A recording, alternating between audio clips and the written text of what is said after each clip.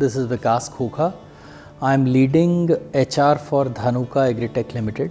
Having an experience of close to 24 years in multi-industries, starting with office automation, telecommunications, healthcare, and now chemicals and fertilizers. I did move cross-functionally from sales function to HR, and primarily when I was doing very well in sales, I realized that I could coach and guide people to be able to be more effective on the field. Way was very steep. I did have to go through a lot of hurdles because people are not used to accepting people who move cross-functionally to a different department, because everybody feels that they are subject matter expert in their own department.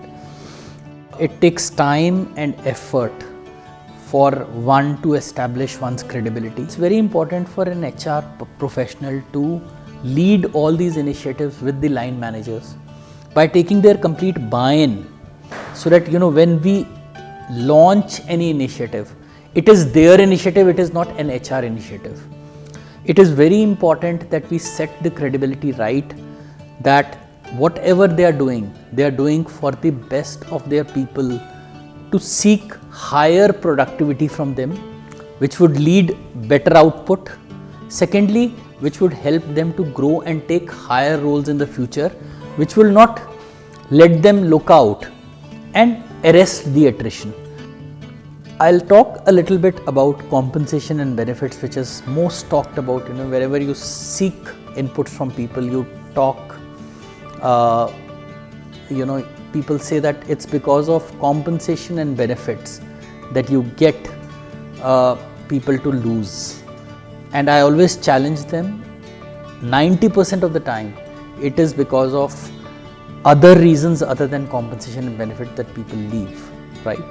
Now, if person is not getting growth, it's because that person is not developing in its role and is unable to grow in a current organization and can take a role outside and grow. So it is very important to understand the deep reasons. So there could be multiple ways. One is, I would not say exit interviews, that's more of a lag indicator. Use lead indicators like focus group discussions, having coffee 101 discussions.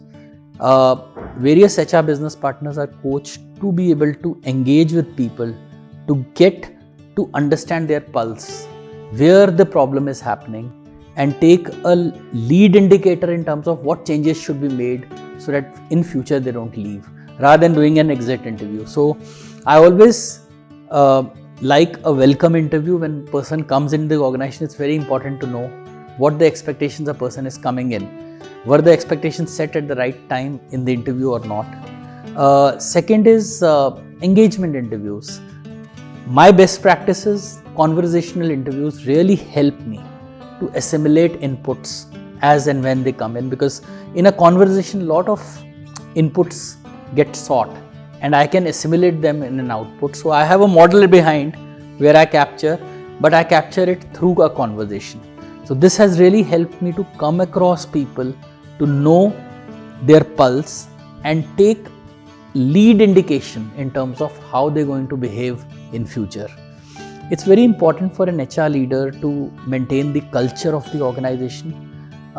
Despite whatever a finance leader feels or a business leader feels that I need output, culture is very important, where people are given sufficient environment in the organization to be able to exhibit the best and authentic self that they can bring in, and then they can bring the best output. It's important for them to feel comfortable. It's important for them to feel that they are valued in the organization. So the language, pitch, tone, and other elements in the conversations have to change.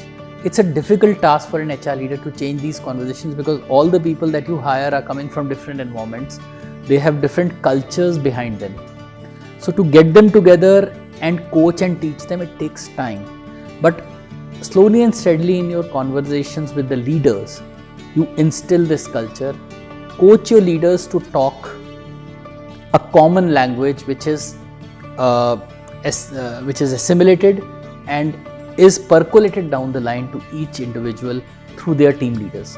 What kind of culture is expected from the people? We talk of our values, we talk very boldly of our charter, and charter clearly talks, one, of our farmer, second, how do we conduct, third, we talk of our connectivity through digital technologies to farmer. So all in all, when I talk of all these elements, these are very, very important for an HR leader to give back to the organization, right? And organization then responds by giving better productivity.